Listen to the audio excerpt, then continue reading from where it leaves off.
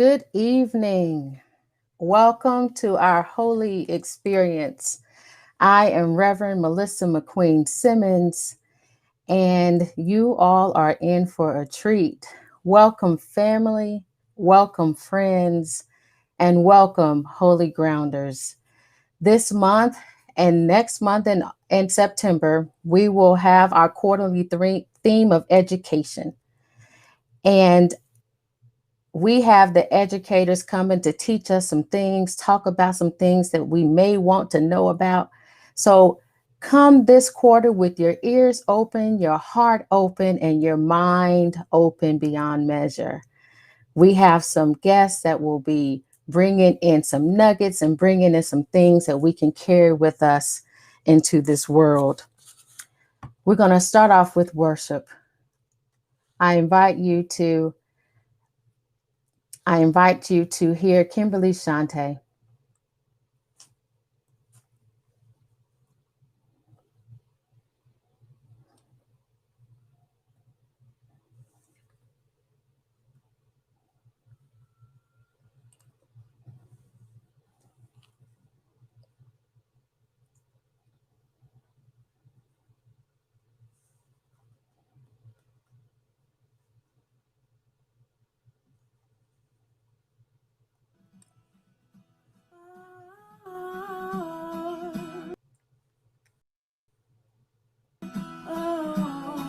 Open the eyes of my heart, Lord.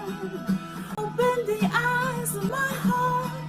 I want to see you. I want to see you. Open the eyes of my heart, Lord. Open the eyes of my heart. I want to see you. I want to see you.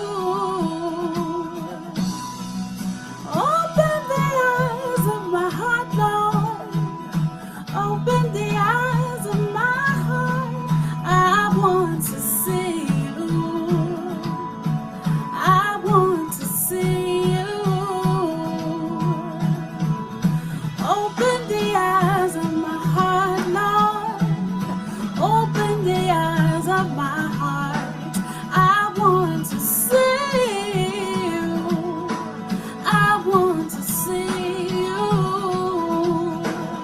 To see you high and lifted up, shining in the light of your glory. Pour out your power and love as we sing, holy, holy, holy. Oh, open the eyes of my heart, Lord. Open the eyes of my heart. I want to see you. I want to see you. Open the eyes of my heart, Lord. Open the eyes of my heart. I want to see you. I want to see you. To see you high and lifted up, shining in the light of your glory. Pour out your power and love as we sing, holy, holy, holy. High and lifted up, shining in the light of your glory. Pour out your power and love as we sing, holy, holy, holy. Oh, holy, holy, holy. Holy, holy, holy. I want to see you. I want to see you. Holy, holy, holy. Holy, holy, holy. I want to see you. I want to see you. Open the eyes of my heart, Lord. of my heart. I want to see you. Said I want to see you. I want to see you, yeah. I want to see you.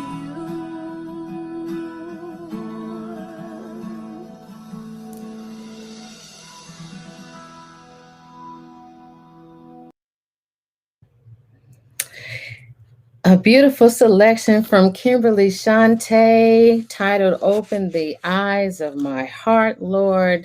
I want to see you. Thank you, Kimberly Shante, our Living in Truth or our lit music director. So I just want to give you all a few announcements. Um, on Sunday, you could join me for our contemplative worship at 10 a.m. Eastern Daylight Saving Time on our YouTube channel or our Facebook channel. It's a place of intentional rest. It's a good place for you to write or meditate or pray as I guide you through a meditation to lead you and prepare you for this month. On the 17th of the month, we continue our holistic faith series with Reverend Dale Benson as our last speaker for this faith series, sexuality, relationships, and intimacy during the pandemic. And Reverend Dale have a word for us. We will also have our next holy experience on the third Sunday, which we will have a holy word, which will be LGBTQ education, a workshop led by Tracy Mills Howell, our Christian element leader. So that will be the third Sunday at 10 a.m. Eastern Daylight Saving Time on our YouTube and Facebook channel as well. And then we have on July the 29th, we are still reading the 4 agreements. Let me grab this and see what the next agreement is. The 29th at 8 p.m. It is a Zoom, so it is not live. You will have to log in from our Zoom link on our website, or if you go to our Instagram page and click on the link tree, it will take you directly to that Zoom link for the book discussion. So we're going to be talking about the third agreement, don't make assumptions. So that is what we'll be talking about this month. Don't make assumptions, the third agreement. We're just taking it one chapter at a time, the 4 agreements, if you can see it here, by Don Miguel Ruiz. So those are our announcements for the month. Now I am excited to introduce to you our speakers for the evening, those of us who will be bringing our holy word. And tonight's holy word is conversation style amongst my peers, my colleagues, my friends, and you all, you can't wait. You'll be excited. So I'm going to introduce Reverend Terence Mayo first, because as you all know, and I mentioned before, July, August, and September is our education theme. And I'm bringing all my friends, y'all. I have friends from Howard. We are coming through this month. So HU coming through. So let me introduce you all to Terence Mayo. Terence, are you unmuted? Just want to make sure you unmuted. I am here and excited to be in the place. Awesome. So let me read y'all some of his bio. Just some. So Reverend Terence Mayo is a scholar, activist, passionate about the work of equity, justice, and human community development. He holds a BA in business from St. Augustine's University, an MDiv from Howard University, and an MED from Virginia State University. Terrence's research interests include intersectionality, Black Atlantic religions and cultures, identity formation, social change, social psychology, post colonialism, social and economic inequality, meaning making. He is currently pursuing a doctorate at Chicago Theological Seminary, which he serves as the president of the Bayard Rustin Society. This is just some of what he do and have done. So we welcome you to Holy Ground Spiritual Thank you so Center. much. So excited to be here with you all this evening. Awesome. So now I'm going to introduce my sister, my friend, Reverend Glencie Rhedrick. Here we go. So, so I'm gonna read some bio first, and then I'm gonna put my spin on my own little, shebang that I want to share. So, Reverend Glencie Rhedrick is an ordained Baptist minister, a graduate of Johnson C. Smith. She has a Bachelor of Arts degree in English with honors and a Master of Science degree in Human Resource Management and Development with a concentration in organizational behavior from the National Louis University in Evanston, Illinois. I hope I said that right. Evanston or Evanston. Okay, Evanston. But you're good. that's Southern twang, I'm trying to tell you. She also received her Master of Divinity degree with emphasis in pastoral care from Samuel DeWitt Proctor School of Theology at Virginia Union University in Richmond. She is currently a PhD student attending California Integral Institute of Studies in San Francisco, California. And I have to say, she serves as the chaplain for Rho Psi Omega Alpha Kappa Alpha sorority. I know how important that is. Reverend Terence is also an Alpha Phi Alpha. I said it right? Alpha Phi Yes, Alpha. ma'am. Okay. So I wanted to save that because I knew you all would have your own connection with that. And so Reverend Glencie, y'all, my sister, we are both here in Charlotte. She is my justice fighter. She is my friend. She is my sister. We talk about every day. And she is also the pastor of Speaking in the Key of We. And let me tell y'all about Speaking in the Key of We. So we do work together, and she's going to bring in her crew as well. So Speaking in the Key of We, the theme is no longer silenced, no longer invisible, which began with the conversation concerning Black male privilege and patriarchy in the church. Okay. Speaking in the Key of We is a womanist platform raising the awareness of biases of women of African descent that we encounter in the church and other segments of society. So I welcome you officially, Sister Reverend Glencie, to Holy Ground Spiritual Center. Well, thank you so very much. It's always a pleasure to be with my sister who serves as my co-host on Speaking in the Key of We, where we get on and we just tear up. And tonight I'm happy to introduce two of my other co-leaders with us on Speaking in the Key of We. And I'm going to start by introducing Tonja Roberts, Esquire.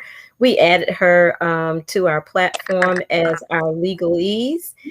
She hails from Virginia, but she has roots in North Carolina and South Carolina. And we are so proud to have her with us. She is a graduate of the University of Virginia.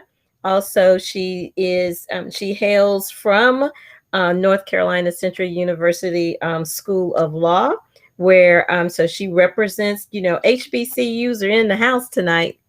And a part of her resume, which is lengthy, like all of the rest of ours, she is indeed a parent advocate around education, which I think a lot of us are. We have to be, whether we birth children or not. We all are advocates. So this makes it a great platform for us tonight.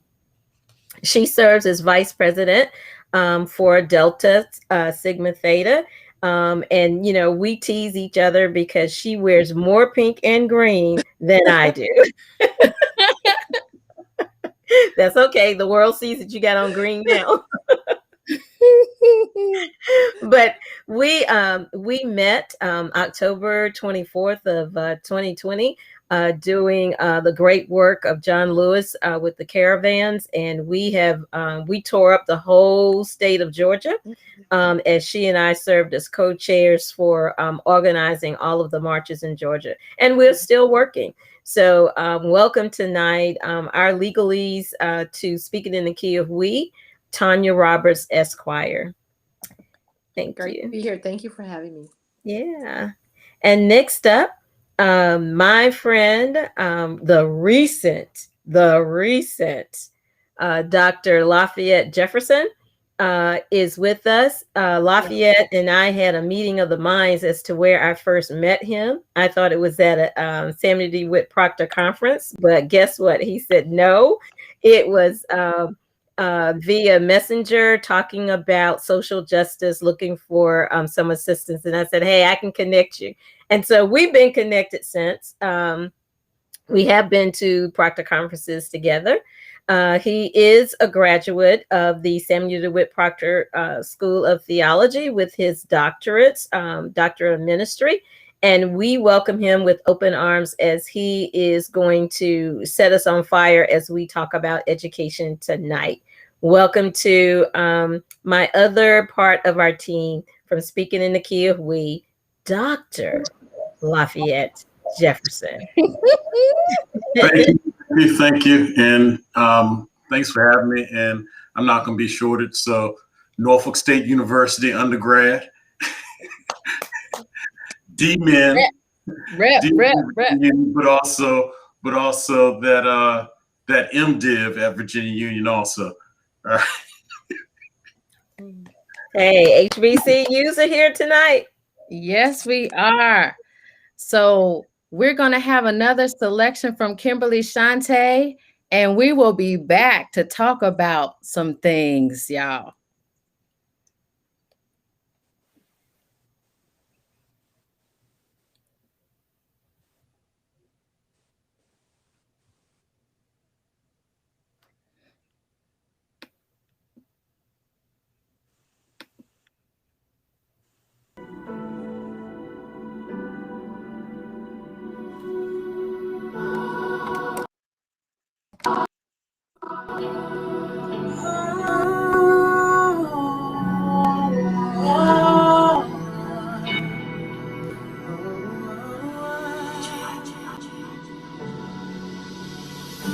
Teach me your ways, oh Lord, my God. Teach me your ways, oh Lord, my God. Teach me your ways, that I may walk in your truth. Teach me your ways, that I may walk in your truth. Oh, give me a totally undivided heart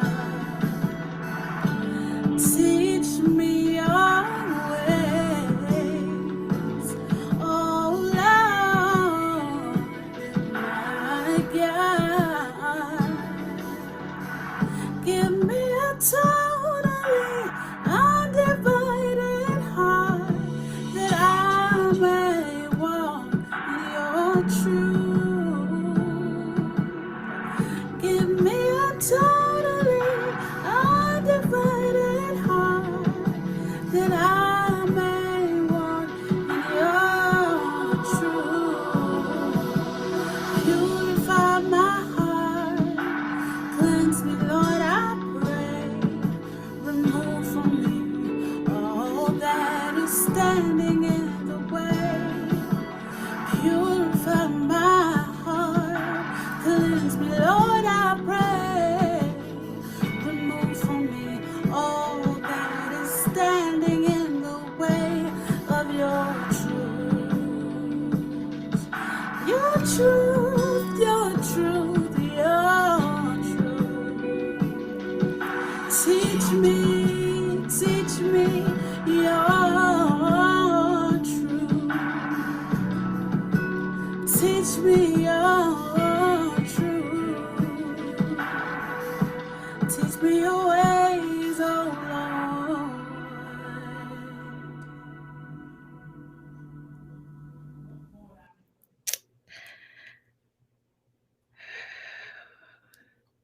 Hey.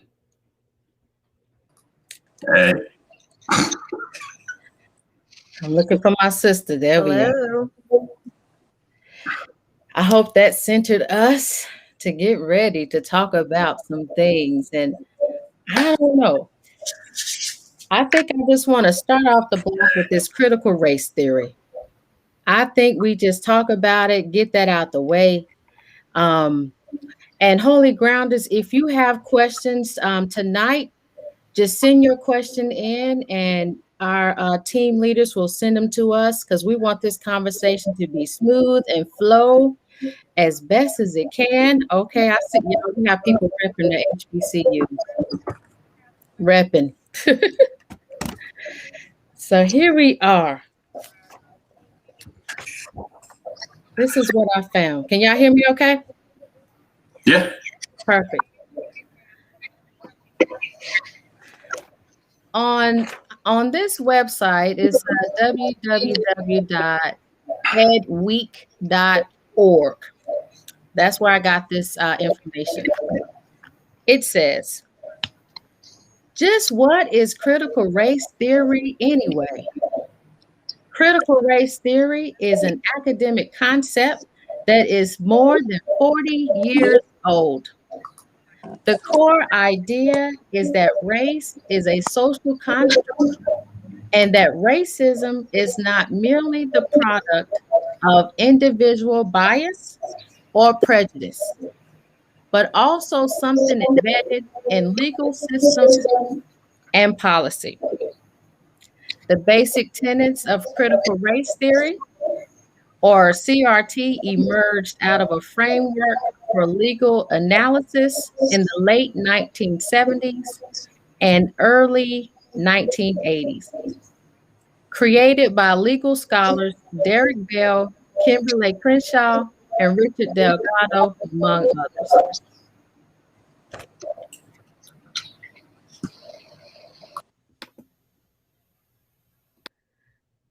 Who would like to start this conversation?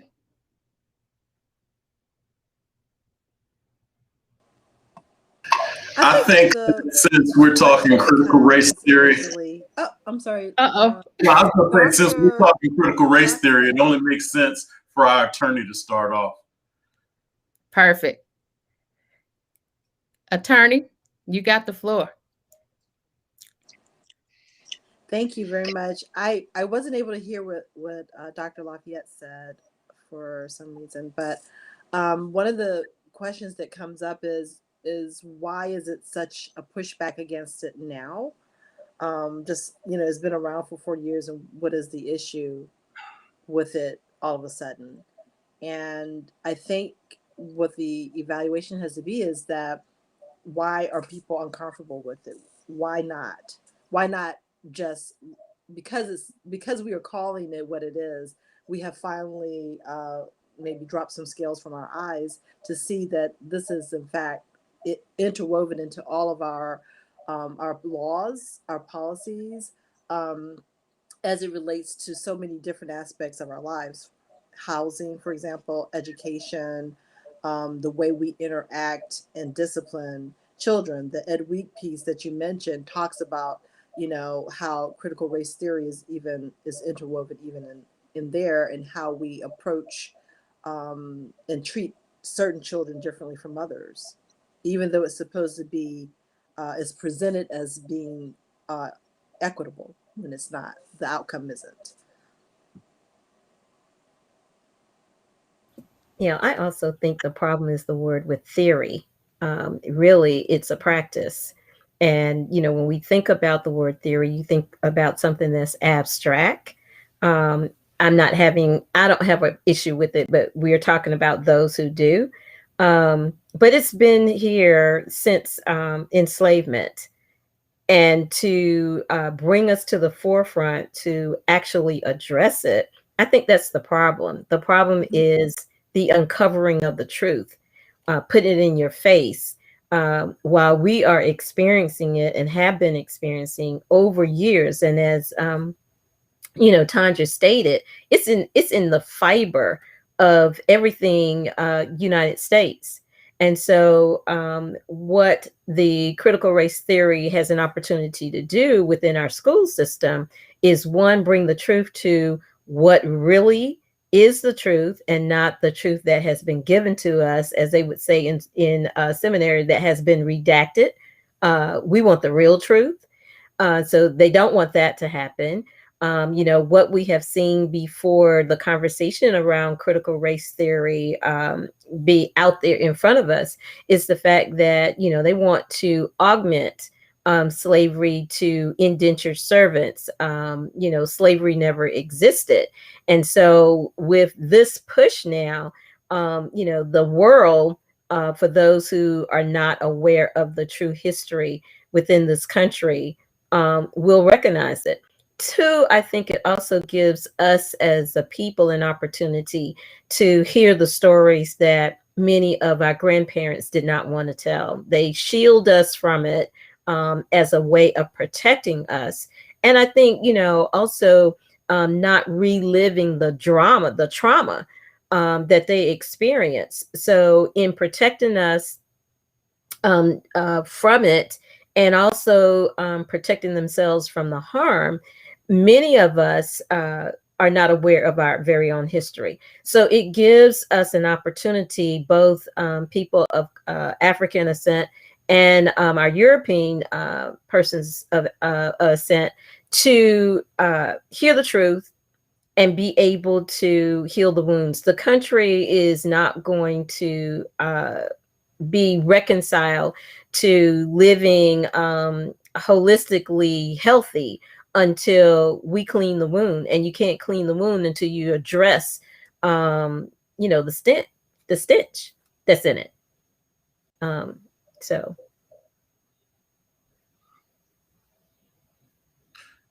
I imagine one of the reasons people cling to their hates so stubbornly is because they sense once hate is gone, they'll be forced to deal with the pain. Not everything that is faced can be changed, but nothing can be changed until it's faced. That was Baldwin. Long time ago. As this relates to critical race theory, it's hard for the people that PWIs were designed for to accept critical race theory, because critical race theory breaks things down into a way that it actually makes sense. So you can have someone get fired or evicted or get arrested or get shot by cops. But the thing is, all of that stuff is layered on top of each other. And once you can get to the point where you can critically look at all of these events and actually aggregate it and see the patterns, that's when you have critical race theory. That's when you're actually able to look at it as a holistic issue. Another thing is, and it's like a couple different things I want to bring up, but one is Pablo Freire in his book The Pedagogy of the Oppressed. We all need to read that. We need to have that. Everything that we do is actually written about in that book, even though it was written by a Latinx guy and not a black guy. But on top of that, I would also have to include the Honorable Awesome Sister Bell Hooks and her Teaching to Transgress, which we're going to get into in a little while. But and lastly, I would like to say Derek Bell. He one of the founders of CRT and trainer of President Barack Obama at Harvard Law School. He wrote a series of short stories and put them in a compilation called Faces at the Bottom of the Well. And one of the things he talks about is through stories is the permanence of racism. And the great story that will throw everyone off is the actual space traders. Space traders. Couldn't hear me? Oh, to those sisters that go to North Carolina Aggie Pride, my daughter's a senior down there. All right. So other than that, I mean, it's a distraction because a lot of people don't want to, especially when we start talking white people, we always talk about black people's trauma, but white people have a whole lot of trauma, and that's why they're not able to face the truth. Because once they're able to face the truth and deal with that innate pain, then they can start moving towards living in an equitable way. And I'll leave that right there.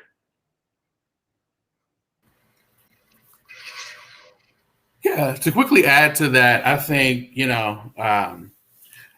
ignorance is bliss, and ignorance is taught in America and constructed in the American story.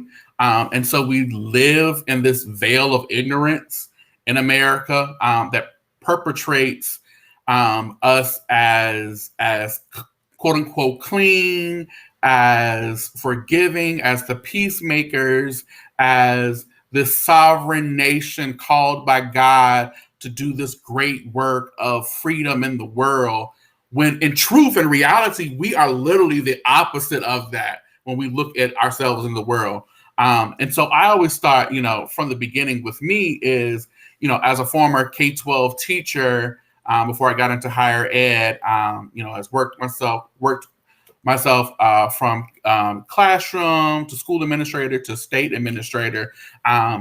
It is surprising to me that even now in 2021, that our education is very Eurocentric, very whitewashed in our historical context. Still today, we have textbooks being created saying that America was discovered, even though we know that to be a complete lie now. We have history being said that we were indentured slaves, as my sister said. And literally, we are creating these mindscapes of generation after generation of complete lies and selling them on this perception of what America is.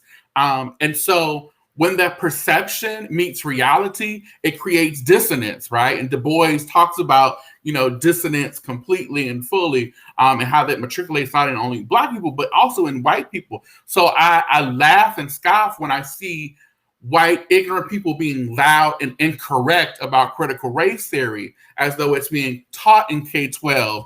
And because if it was actually being taught in K-12, we would live in a very different America. Because that would have us to face the truth of who we are as a country very early in the age of human development, which would shift entire generations.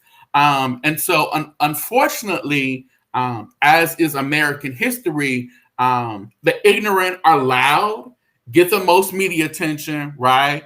And are, in a lot of cases, able to galvanize themselves very quickly to actually shift things, including policies and procedures at the local, state, and federal level. And so on one hand, I laugh at this loud ignorance. On the other hand, it causes me to pause because it shows the historical context of this rat race that we're kind of on within America. Whenever there is truth unveiled, the masses, particularly white masses, get scared by the real reality of the pain that they have caused us, right? And other minoritized populations.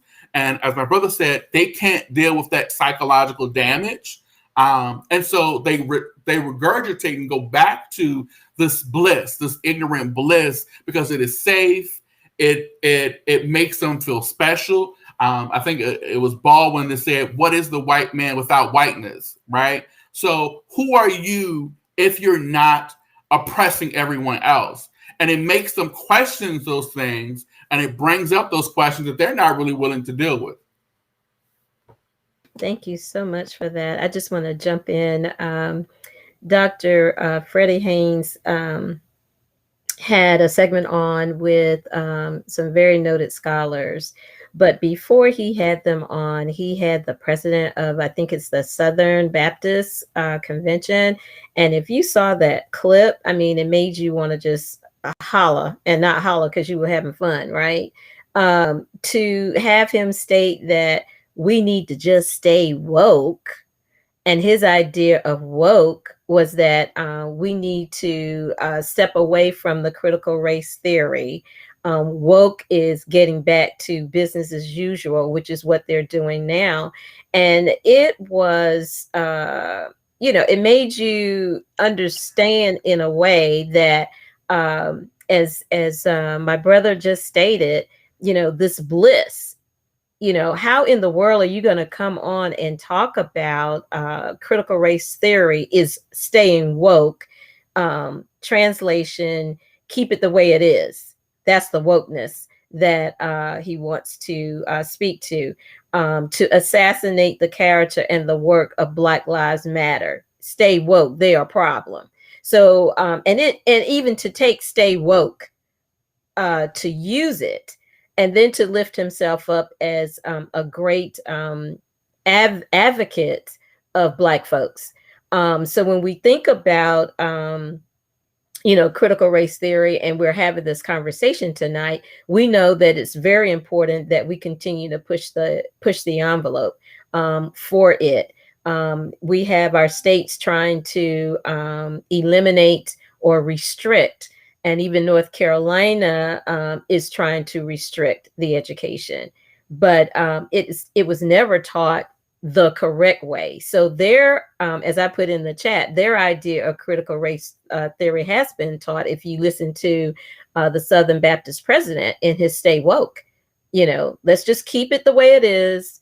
They are troublemakers, and we won't even go into the spiritual aspect of his conversation, because what we know is that the Bible he has been rewritten based on a nationalistic ideology and a theology, which is not biblical at all. So when we talk about that whole redacting, yes, they have shifted the narrative totally to look white so that they can feel comfortable, as Lafayette and Reverend Terence both stated. Thanks.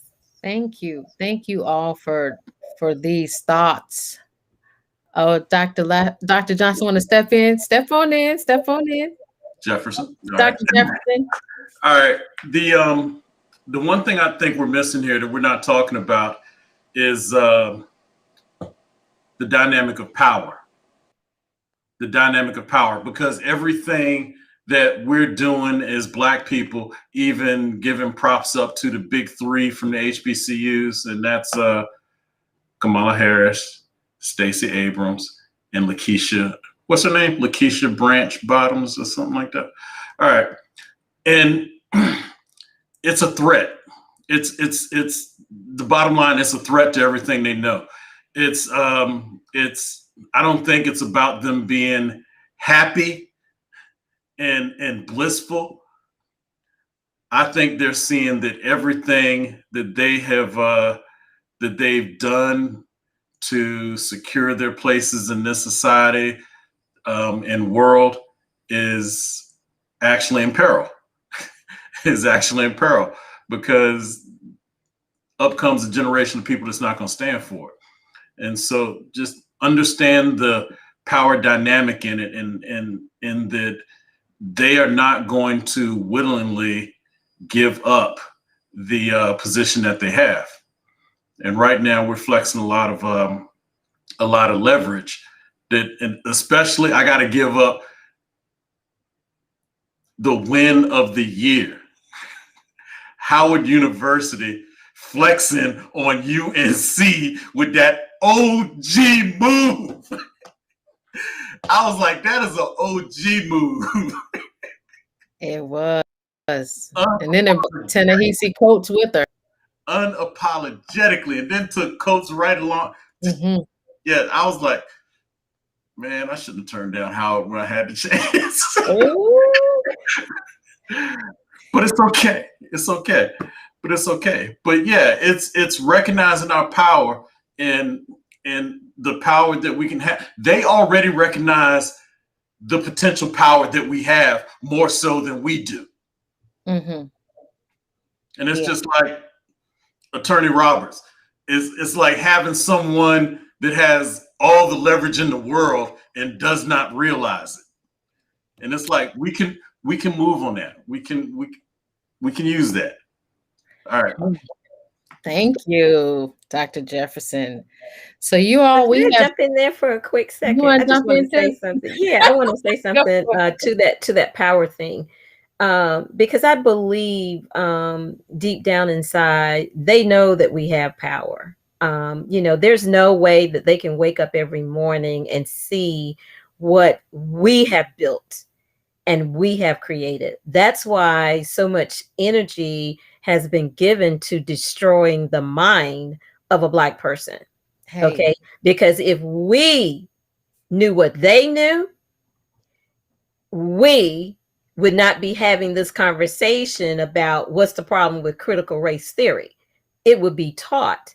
So when you think about, the years of constantly stripping away an identity, I don't like to say give credit, because that's not credit when you set out to deliberately destroy another human being.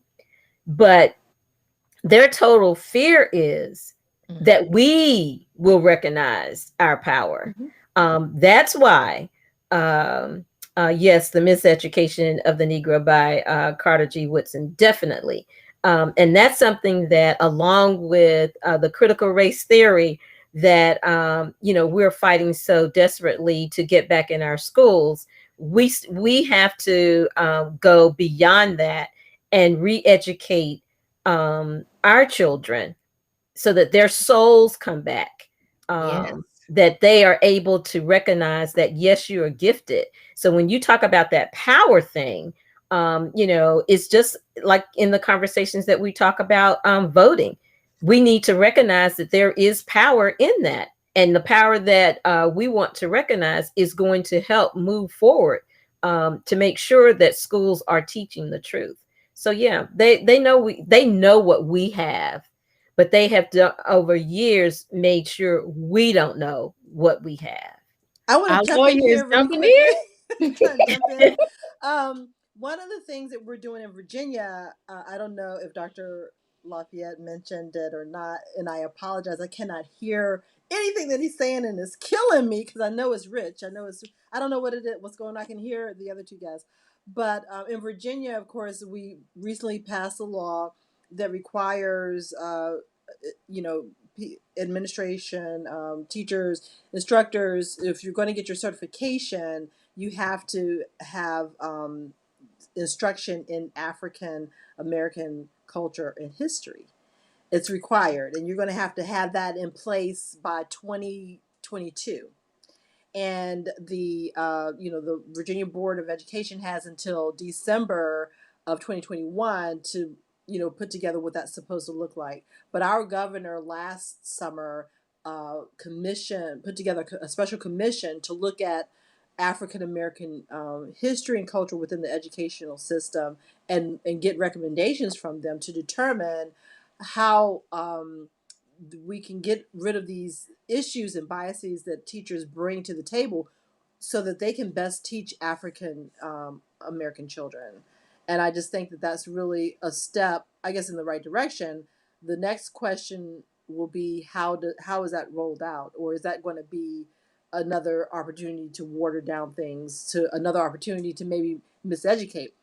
So we have to have our eye on that and our voice on that as well, because you can say all day, well, we're teaching African American history, but what history are you going to teach? How is that going to look? And I agree with Dr. I prophesize Reverend Glencie that if we knew the power that we have in who we actually are, how much more we are than just not just, but how much more we are than what we have been portrayed in history books that are allowed to come into the school system. Our children would be so powerful and so confident. And sometimes that is a pushback because others don't want that to be the case for our children. That's why you see our little boys. I always go back to them sitting outside of the classroom. If they're sitting outside of the classroom every day, that you go there at some point during the day, that means that they are not being actually taught. That means that they are being broken down. They're being torn down little by little because they're thinking, well, something's wrong with me because I can never be in the classroom. That's an issue. That's going on in our school systems. And I'm not just saying that just because someone else, I've witnessed that. And it is an atrocity that we have to bring to the forefront. And then we should just, as our own community, we have to do our own teaching. We cannot continue to leave it to the educational system that they're supposed to do the right thing. If they're not doing the right thing, then you know what? Let's just teach our children when they are born. Have a curriculum together that is at home, and we so that when our children enter the school system, they are strong, they are confident, they know who they are already, and they can push back and talk to teachers who are teaching the wrong history. That Columbus discovered something when he didn't. They can confidently say, no, that's not true. Thank you. Anybody else want to jump in? So thank you all. So I think that was just the perfect segue to what I was going to ask as we wrapped up this issue. So what do you suggest we teach our youth in the public school system or in charter schools? And I love your idea of teaching and education starting at home. I am totally for that. I just wanted to also lift up that I didn't hear about the transatlantic slave trade or any of that type of history until I was at Howard School of Divinity taking history of the Black church. Had I had not taken history of the Black church with Dr. Renee K. Harrison, I wouldn't have known anything about that history.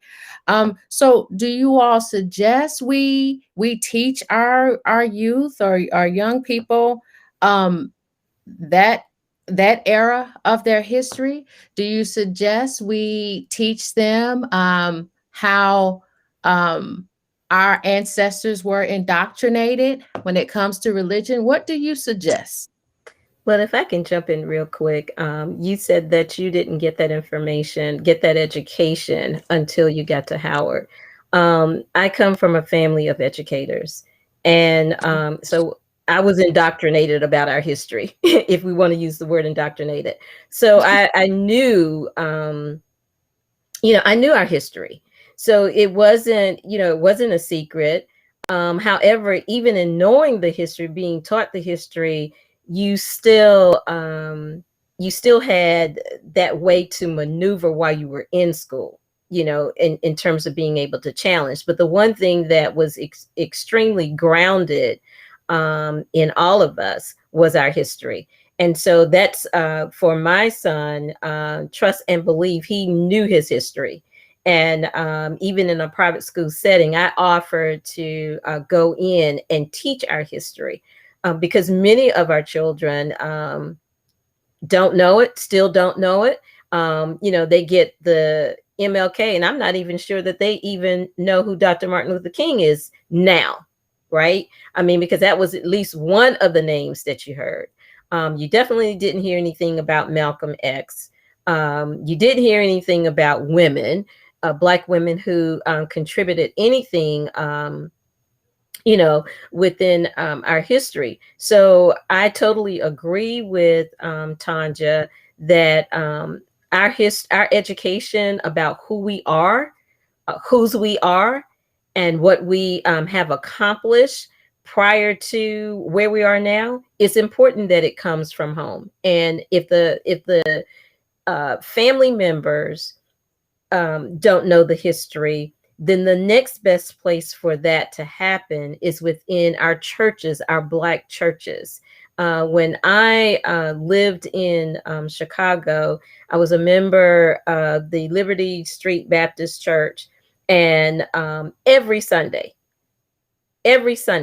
there was a Black History moment every Sunday. So you didn't get February, Black History Month. You had 52 weeks out of the year that you were exposed to your history. So if you didn't get it at home, if you weren't exposed to it at home, you certainly were exposed to it in your churches. You don't find that anymore. I mean, you find that, oh man, it's February, you know and so it becomes passe. If we really want to help our young people, even with as I put in the chat, North Carolina said no, a 66-48 vote no. So speaking to families within the state of North Carolina, you want your children to know the true history. Then if you are not aware of it, press your churches to do that history lesson more than just in February, because you can't even you only scratch the surface in February. And if we're still using the names that everybody knows, then you're still lacking in a lot of your history. Thanks. Mm-hmm. But I think also, Dr. Reverend Glencie, It's okay. You can that say it. It's in the mix. I'm just prophesying. Yes. I'm prophesying. Yeah. But see, the thing about it is that we're still depending on other people to teach our children. We're still depending on the churches to teach our children. We're still depending on, well, what can we do in the school systems? We should teach our children ourselves. It's okay to learn something, to educate ourselves, because we don't even know, because we're not taught, right, as individuals, unless we seek it out ourselves. So it is okay as parents to, like, learn about the history of Angela Davis and why she was on the FBI most wanted list, and break that down and get your own understanding and teach it to your own child. It's okay to do that. When you're reading a story to your child, read that story, read that information. That's important to do. There's nothing that says that we must depend on our public education system to uplift our history.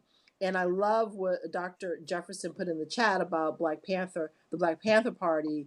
That was the concept to sustain your own community. If you don't like what someone is doing or how someone is teaching your child, then you can make a difference. I remember when one of my children, they had to do a project for Black History Month, and on I think George Washington Carver, and we discovered some information that was not the typical thing that you find in the history books. And the teacher pushed back, right? Oh, no, he didn't do that. And so my daughter came home and told me, and I said, no, you go back and you here's the evidence, and you tell, you must do this. You must challenge your teacher, you can do it in a respectful way, but you can't, because at the same time that you're learning about this person, you're educating the teacher as well, because they don't always know everything, and it is okay. And so when you can teach your children confidently who people are from the past, I think that's going to be a plus. So I think our mindset has to change to get away from dependence on churches. If the churches aren't doing it, if they're not, then we got to figure out another way to do it. And that might mean just having a circle of friends, on Saturdays in the morning, and, 3 friends get together with their kids, and each adult takes on a particular topic, or a particular piece of history, the Renaissance period, whatever it is that we want to teach. Art, we want to do Black artists, historical perspective. That. we've built a whole countries, civilizations, right? Pyramids that nobody knows how to reconstruct. It's okay. Yeah. I think we can handle this. Okay. All right. I I just also want want to to make sure. Oh, I'm sorry. I go also for it. want to make sure we give onus and remember our ancestors, because we actually have a long lineage of doing this kind of independent education amongst ourselves. You look at the freedom schools of the 1960s and 70s, right? They said, no, we need to get you some critical analysis skills. We need to teach you political education. We need to teach you Black history, right? And now has the Children's Defense Fund has taken up that work of freedom schools and started freedom schools around the country, sometimes in churches, sometimes community centers, in different areas depending on the area. But they're continuing that work. And so that's an important part for us to know that someone in our community is doing this work, and we need to financially support them so that work continues for new generations. Also look at, our forefathers and foremothers, especially our foremothers, who started Saturday schools in their communities. And those Saturday schools became secondary schools and became HBCUs. And, so the Black Panther Party, which did amazing work around pre-K education. I mean, amazing work. Then you even have our modern day activists and power organizations that have taken up that mantle, saying, yes, we're fighting for power, but in the midst of that, we need to teach y'all how we got to this point. So they're again continuing that model of popular political education and making sure we're not just loud, but we're educated and loud and organized. And then even, there's Afrocentric independent schools. There's a whole network of them around the United States that parents have said, enough is enough.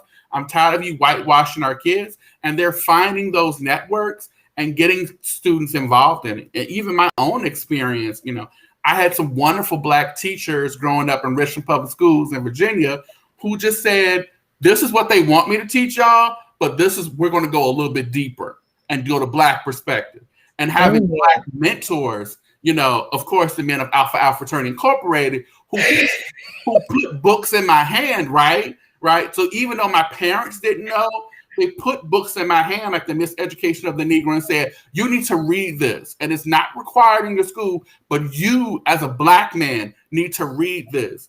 And that for me was powerful. And then coming up in HBCU programs under the TRIO umbrella, I was at Virginia Union's Upward Bound program. So getting to walk and live on HBCUs as a middle school and high school student and be taught by professors and about the history of Blackness, and it's beautiful, it's divine.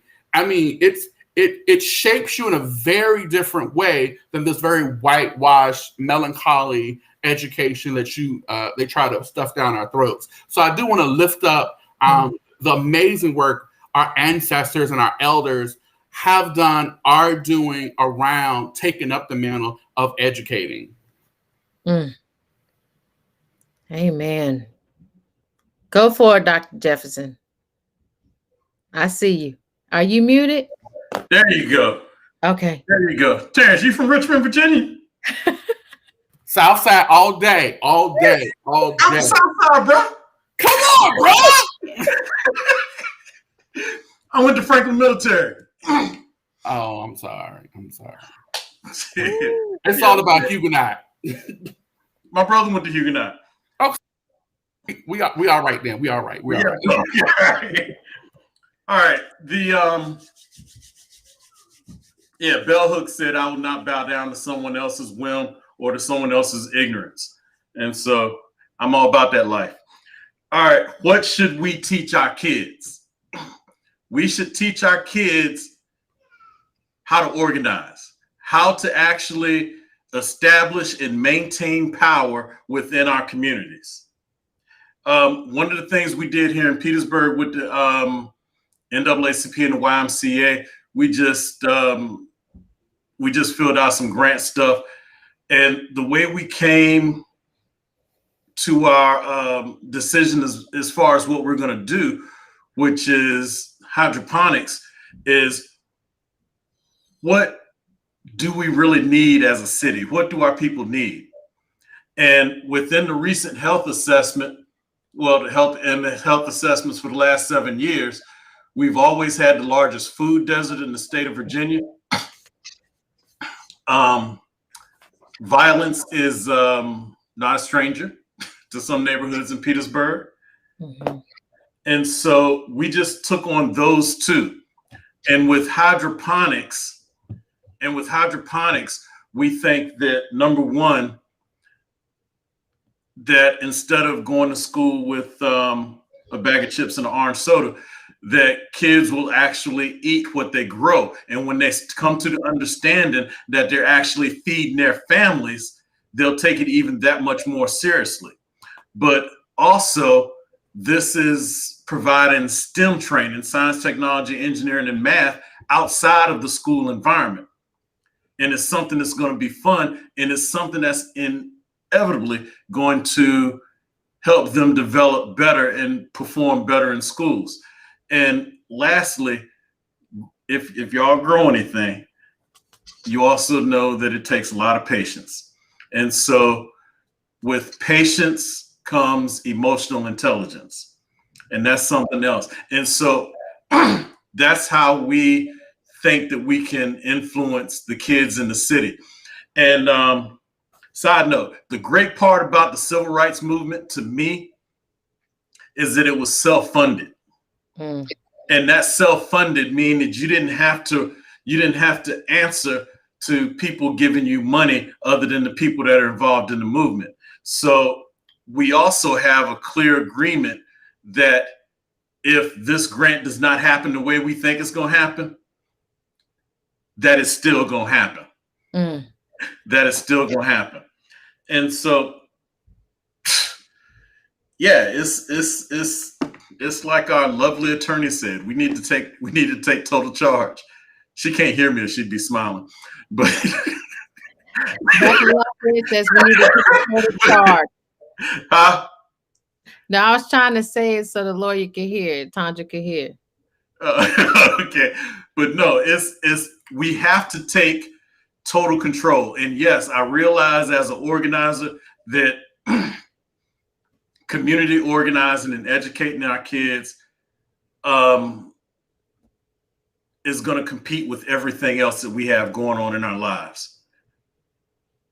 But until we make that stuff a priority, we can keep expecting more of the same. Got it. Okay. Woo, y'all, this is rich. This is rich. So I'm sitting here trying to figure out, do I want to go lean towards anti-Blackness in higher education, or do I want to lean and slide in our mental health concerns?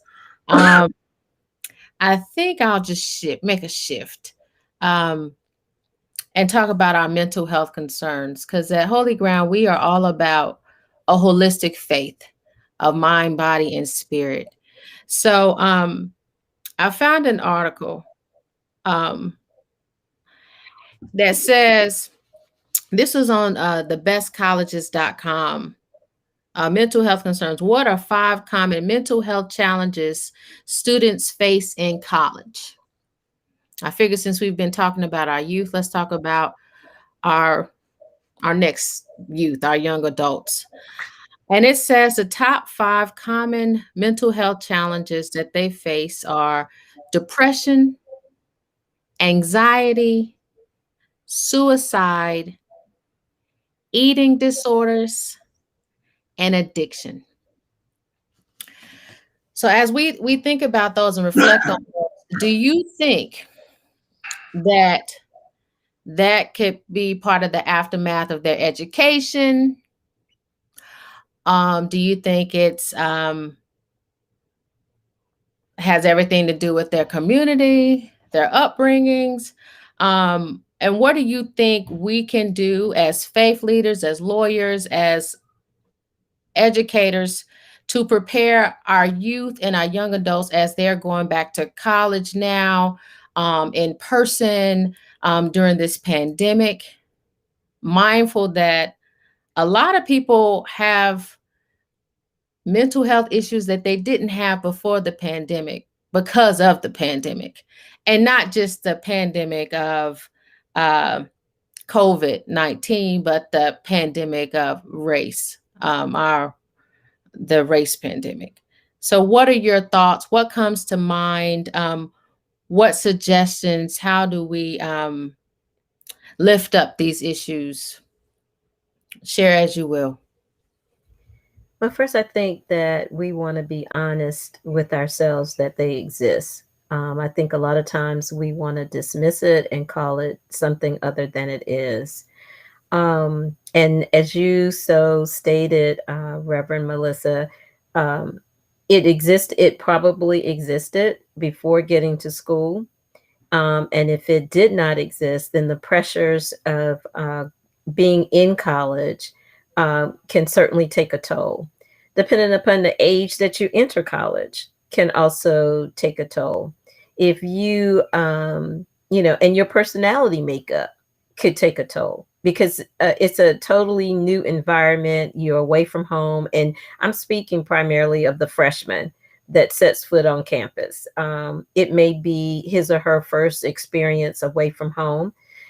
If they have not experienced any away time from family, friends, being with others, that could also, impact greatly. And then whatever stresses that they encounter in school, that could be peer pressure, that could be just their own self-esteem, their self-worth. And so I think that we want to first admit that it exists. I think college campuses should provide a wellness center with a confidentiality clause that students can come regardless of what the issue is, that they don't have to feel threatened, that they're going to be bounced out of school, their confidentiality will be broken. And even if it's brought on by drug related issues, all of that needs to be held in a protective environment in order for our students to get help.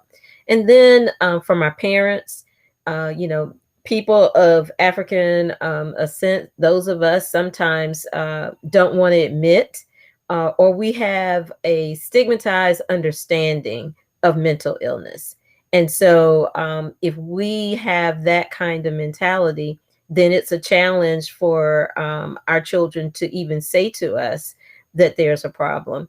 And, I believe in all of the power of the Holy Spirit. I believe in all of the power. And just like I believe in all of the power, we are equipped through the power to seek professional help. That same power exists. So I'm not going to say we're going to pray it away and let's move on. I'm going to say that we're going to pray and get you some help at the same time. And I think that churches also have to open their mindset to embrace the fact that mental dis-ease exists, and it does not take anything away from your faith if you are encountering a dis-ease with what's happening in your mind. So I think that it's important that we educate ourselves on exactly what it is, what it looks like, and be open and willing to expose our young people to how they can get the best health care that they can in order that they may be well. I think also, legally you cannot, when your child is over the age of 18, so which a lot of freshmen are, to so then you don't have information about what's going on with your child, or you can't get information about what's going on with your child because of rules and regulations for privacy. But I think maybe something needs to be reevaluated, right, along those lines, especially someone who's a freshman who's initially going into college, who has never been away from home, Perhaps they've never had a relationship with a significant other, and college is a time when all these things are blossoming.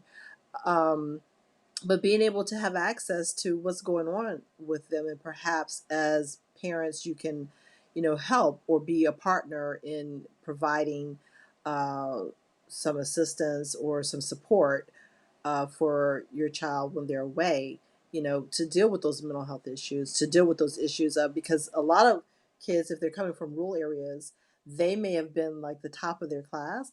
When you come into a college setting now, you're mixed in with people just like you. And so how do you adjust to that? Like, I'm no longer the top. That's the top. Everybody is the top here in college. And, that can have a mental toil on you because you're used to outperforming everybody, and maybe dealing with those types of adjustments, how do we support that? And I think there needs to be some adjustment with saying that, okay, well, they're 18, they're adults now, they don't need parental support. You can't ask questions. You can't go in there and say, hey, my child is acting a little differently. I want to, how can we help? You can't even go in and they won't talk to you, unless you go in with the power of attorney. If you think to get something like that for your 18-year-old, then you can have conversations with the administration or how to, get help for your child.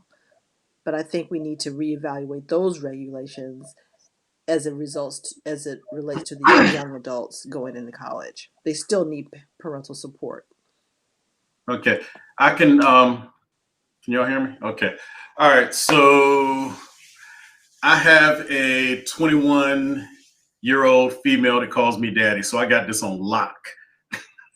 I got this on lock. All right. All right.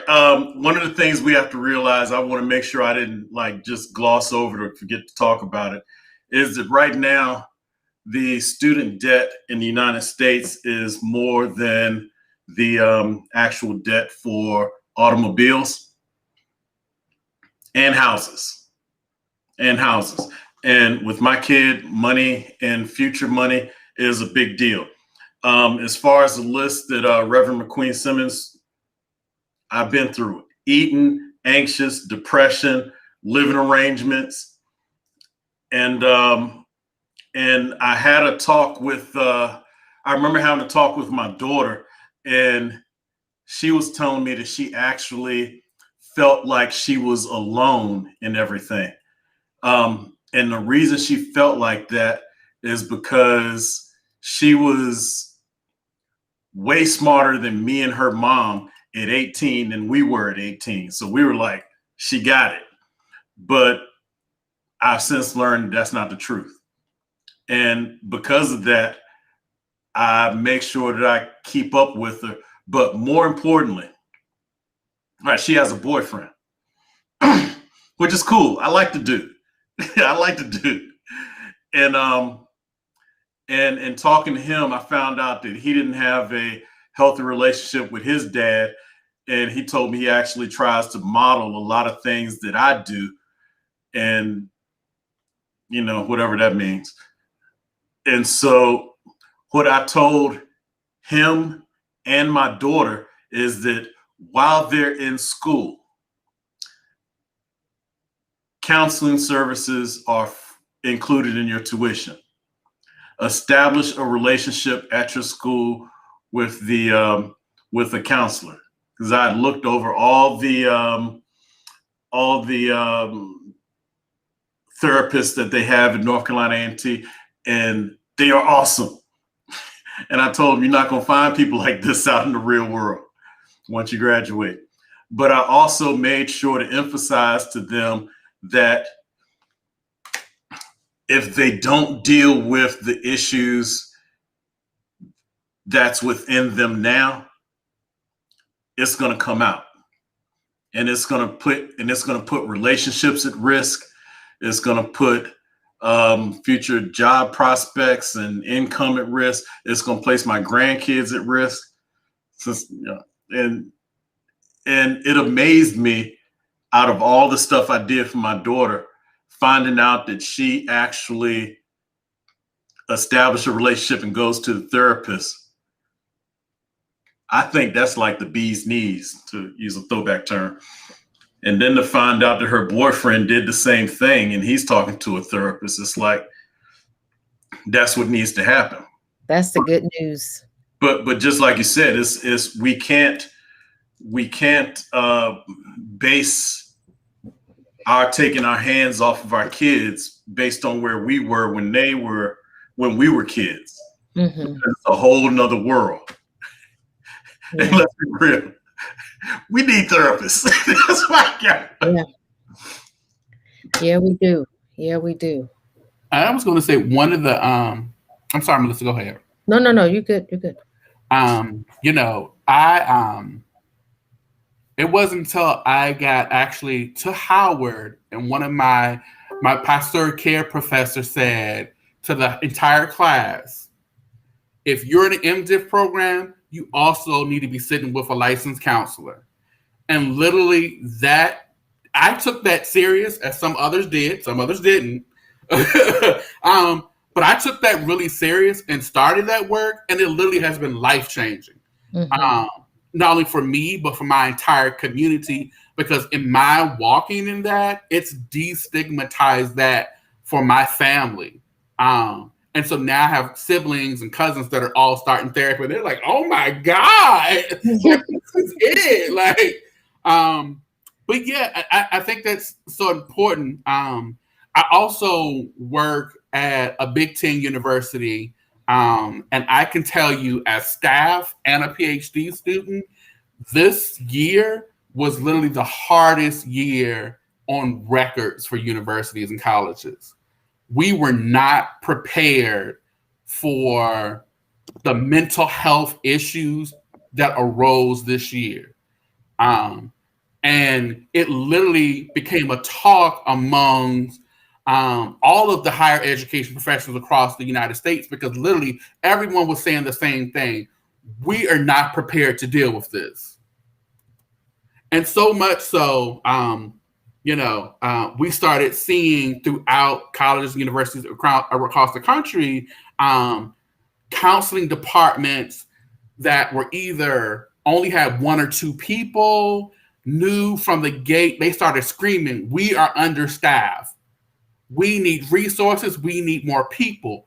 The response of universities responded and started hiring people. Other universities said, no, kept their heads in the sand and said, it's going to go away quickly, right? We knew it was not going to go away quickly. The depression, the anxiety rate, the isolation rate literally was through the roof. I mean, it was traumatizing just walking students to the counseling department. And I stress to parents, we have to start destigmatizing mental well-being before they get to college. We have to teach them how to advocate for their health before they get to college. Because if you can't advocate for yourself, the college system will eat you up and throw you out. Mm-hmm. We also have to have open dialogue about mental health concerns in our families before they get to college. And also push as alumni, current students. I'm doing it in my university. We did a big push to have more support resources aligned to the budget. We have to push college administrators and presidents to put more money in these departments and make them accountable for their line item budgets. And the last thing I'll say about that is not only is this is affecting the continuum of students in higher education, but I also want to point out what most people don't understand about students that are getting at the doctorate level. Students at the doctorate level are on one hand, they are less than 1% of the US population. They also have over 90% of the mental health concerns in higher education. 90% almost. Those at the doctorate level show major signs of major depression, anxiety, isolation, and this in COVID exacerbated that to the point that many minoritized doctoral students actually left their programs completely.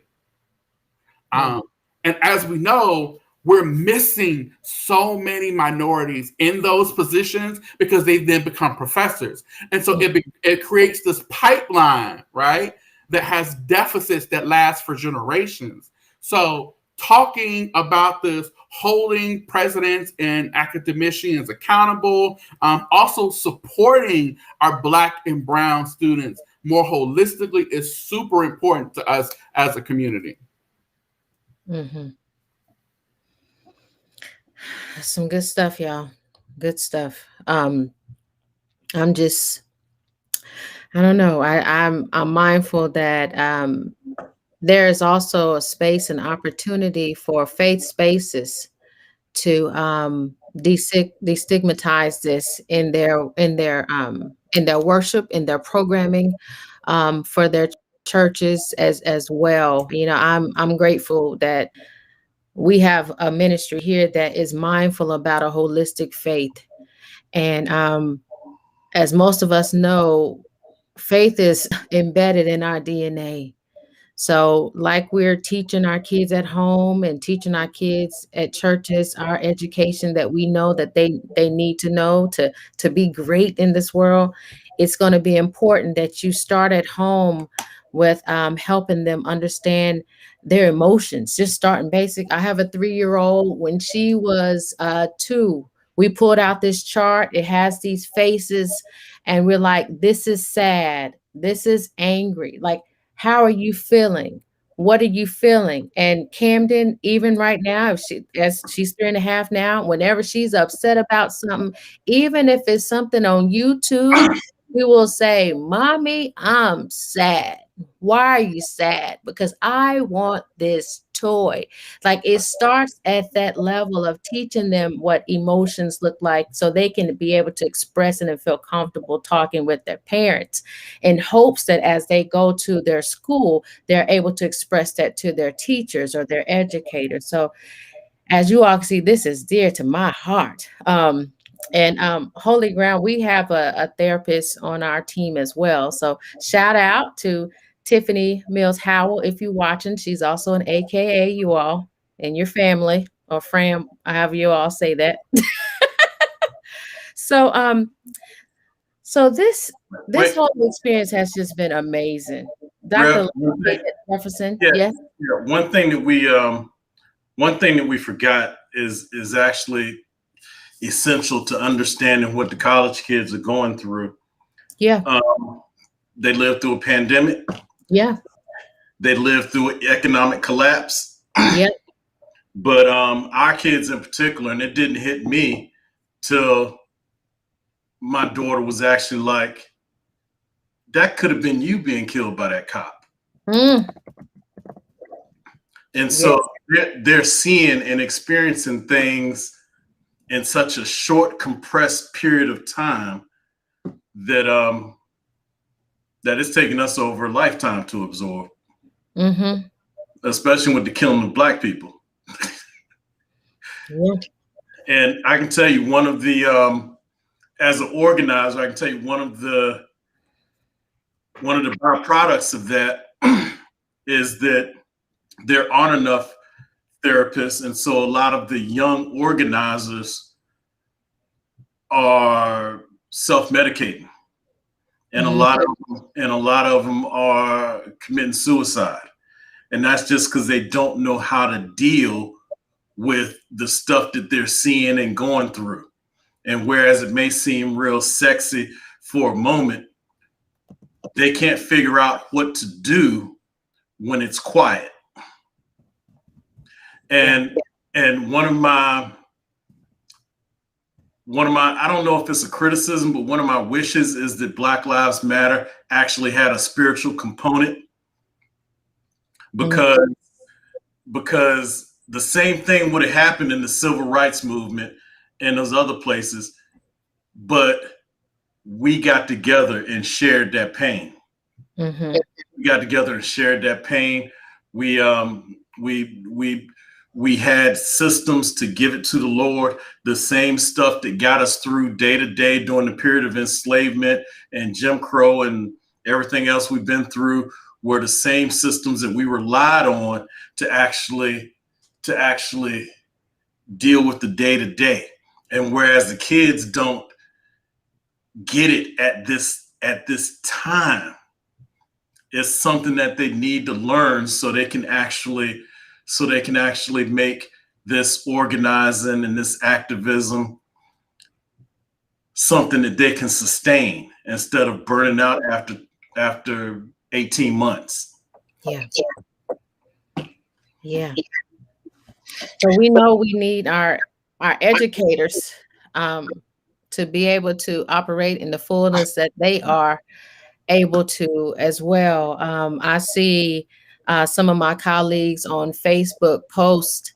They've taken a job at this school, which is a PWI, versus this school or a HBCU or some other school because the salaries are different. I'm mindful that there have been marches here in North Carolina where teachers have like, give us a raise. So we want to speak to this one last topic. I know this whole experience has been a little bit longer, but it is rich, and I don't want to rush this thing.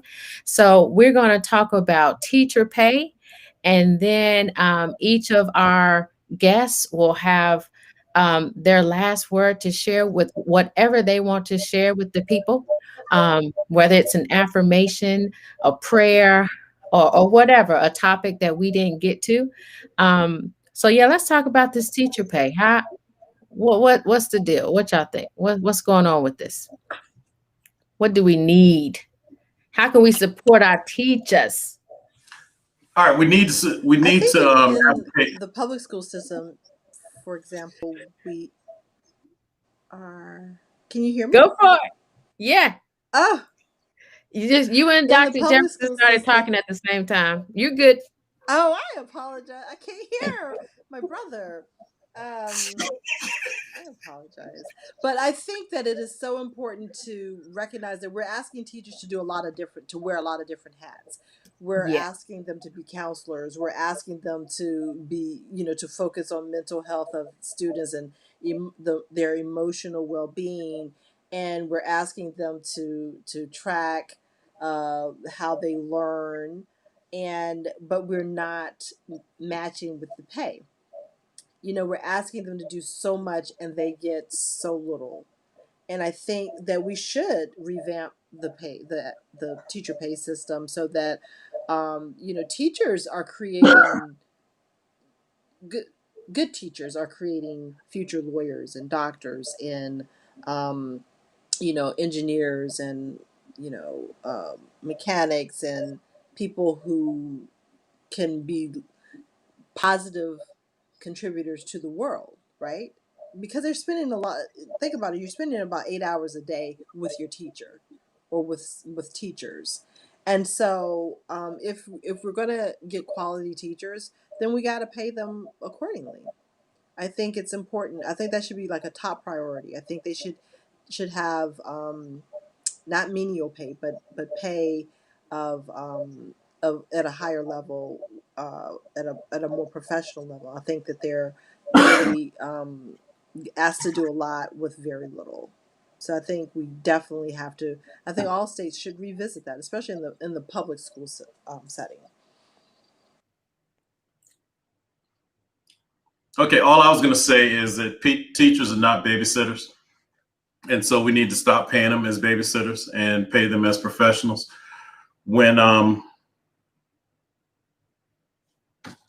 See, this is what happens when I don't write down stuff. Y'all come back to me. Let the spirit use you.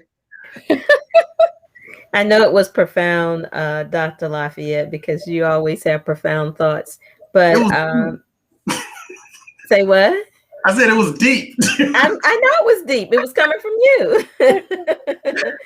But once he gets his thought, we will know that it is truly deep. But yes, our teachers deserve to pay more. After all, our teachers are responsible for a lot of our leadership. When you think about it, your presidents of the United States, your doctors, your lawyers, even other teachers.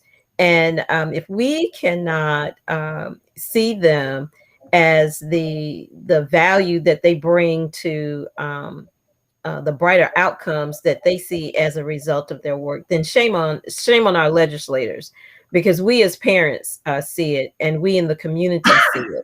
And why should the hardest working professionals who create professionals be at the bottom of the pay scale?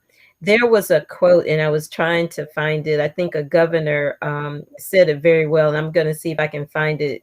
Maybe my brother has his deep thought ready, that spoke directly to that fact that yes, teachers are should be quality teachers, less qualified teachers, that those who are doing the job and doing the job with excellence deserve to have the pay that goes along with it.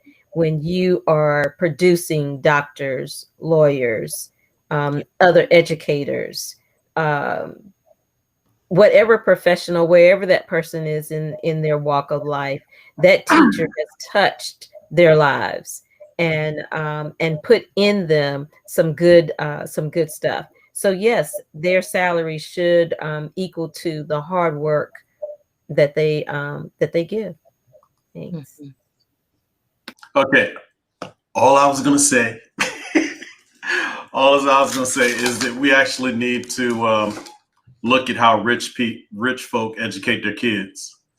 They don't send them to public schools, and so the stuff I was talking about earlier with the hydroponics and all that, we actually have to take full responsibility for the education of our kids. And one of the things we also have to stop doing, Dr. Naeem Akbar, psychologist, said, Watch yourself, sir. Watch yourself. That's off the dome, yo. That's off the dome. He in one of his earlier books talked about the difference between training and educating. You can train a dog to stand on his hind legs and hop around, but the dog actually needs an education so he can learn how to go out there and hunt better to provide for his family.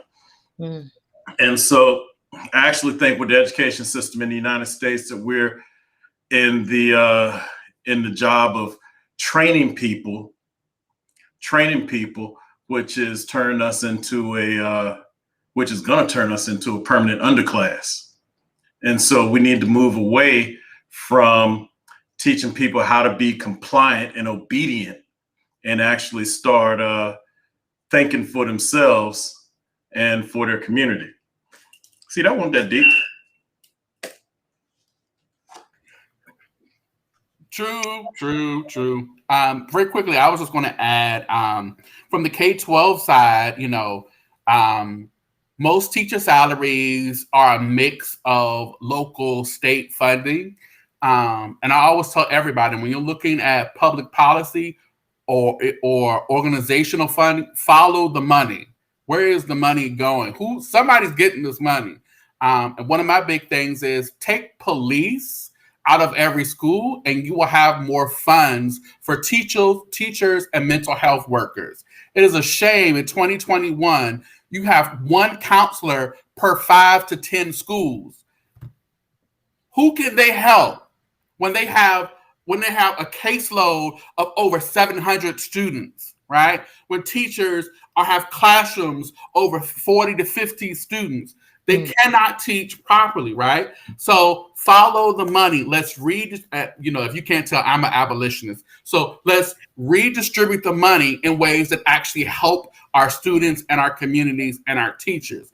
Also, as a former teacher, we're quite aware of which states and localities pay well and don't pay well. And what happens is quality teachers go where they can get paid. What also happens is many times what is then sacrificed is they're not going to highly minoritized communities, right? So you have to figure out within yourself, do I want to struggle and work 3 jobs and be burnt out? Which you see teacher burnt out in America is used to be like 7 to 10 years. Now it's less than 3 years. teachers are burning out and leaving education, right? So you see teacher burnout is increasing, one, because of what's required in the classroom, but also what's required just to live as a human being, which is ridiculous. So again, go back to school boards and say, where is the money going? And go line by line and redistribute those funds to teachers and mental health workers. On a higher education level, it's very similar. It's going back to the board of directors, the trustees, the president, and saying, where are our funds going, right? So why do we disproportionately have Black faculty and Black staff getting paid way less than white faculty and staff? It is a common practice in higher education that salaries are hidden, right? So you can literally have more experience, 10 years more experience than your white colleague, but they might be making $20,000 more than you, right? And so there's a big push in higher education to say, no, make all salaries public, because we know from the historical data that women and minoritized population, Black and brown, are getting paid the least. And also, Black alumni of HBCUs, I got to also give it to us. We have to support our HBCUs because they do not get the same federal funding as PWIs and public universities. You'll see cases all throughout the United States. It just happened in Maryland, Pennsylvania, I think in Georgia, where HBCUs historically have not been giving the federal and state money they have been promised, and literally have to take up lawsuits to get their money, which directly affects their quality of their education and who they can pull in, right? So you want HBCUs to pull in these great academicians, right? They need great salaries, or either comprehensive salaries and benefits that can support them to do this work. But that requires, one, of alumni giving, and also us being aware of the struggles that our universities, HBCUs, are dealing with, and being on the forefront of the lines to fight alongside with our HBCUs so they get the funding that they deserve.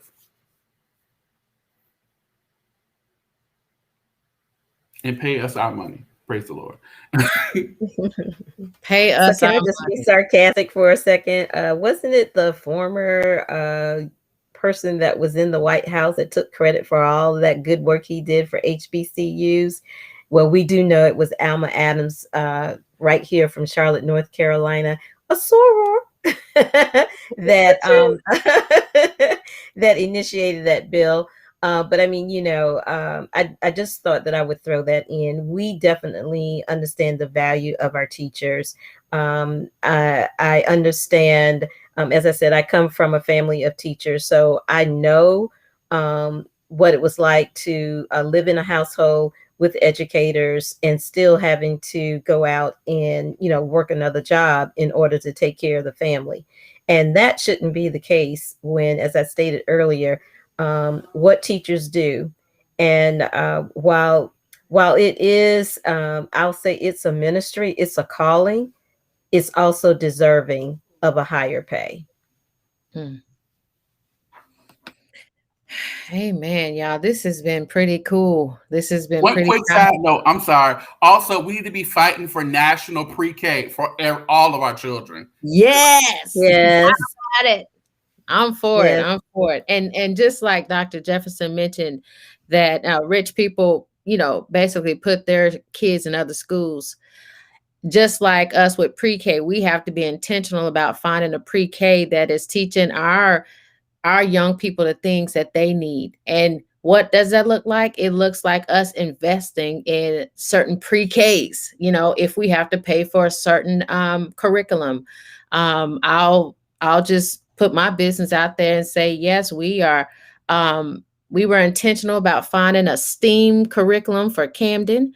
And so we are investing in that STEAM curriculum for Camden because we know that jobs and occupations in STEAM can be more with us on pay grades and us doing that work in science, technology, engineering, arts, and math.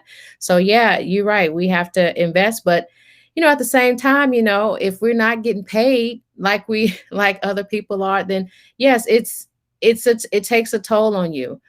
So yes, there are many. We have been given many many principles in this service today, many books. Like, if you didn't understand anything from anybody, the book lists that have been shared throughout this night has also been just as lit.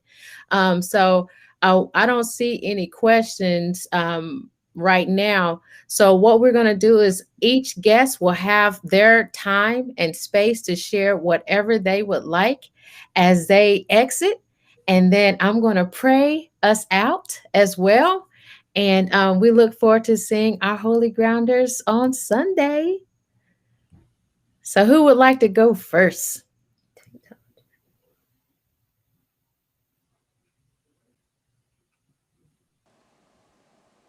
Jump in really quickly and just say that it's been wonderful, an amazing conversation this evening. And I think the key is to take up the mantle, take your children's education into your hands as well, be a part of that community, of the uplift of your own children, and enlighten and not back down from what is our truth. And our truth is that we are a great and wonderful people, and we should let our children know it as well.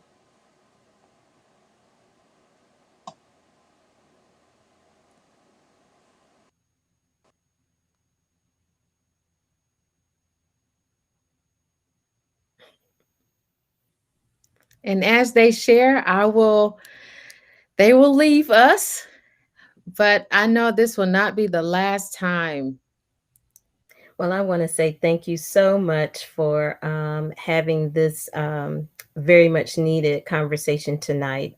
Education should always be a part of all of our conversations. I also want to leave with us that while there are many families who are not able to do as you and I have done. I have a 5-year-old granddaughter who we are making sure that she's getting all of the things that she needs in education. So, we're all not in that same place. So I agree with Reverend Mayo, fight for national pre-K, but also fight for free education, not only on the primary level, but on the secondary level as well. We are supposed to be living in the richest country in the world, and yet education is not a high priority. And when we begin to take it as a high priority, it will also perhaps free up monies that we're able to pay our teachers what they deserve if we put our focus on education and take our focus off of militarism, where we spend so much of our money doing that, where we take our money off of making sure that big corporations stay afloat, put the money where it deserves to be. Also, Reverend Terence talked about taking police out of schools. How about we just reimagine the entire law enforcement center so that monies can go where they need to go, to mental health, to providing more teachers, to changing how our whole world revolves. Most of our money goes into fighting, killing, destroying, and we need to shift that dynamics. I'll go next. All right. We need to have a long discussion on the cops. That's real. That's real. Yeah, but, that's another conversation. Yes. Yeah. But my last words are inspired by my advisor, Dean Kenny, John Kenny. And Kenny!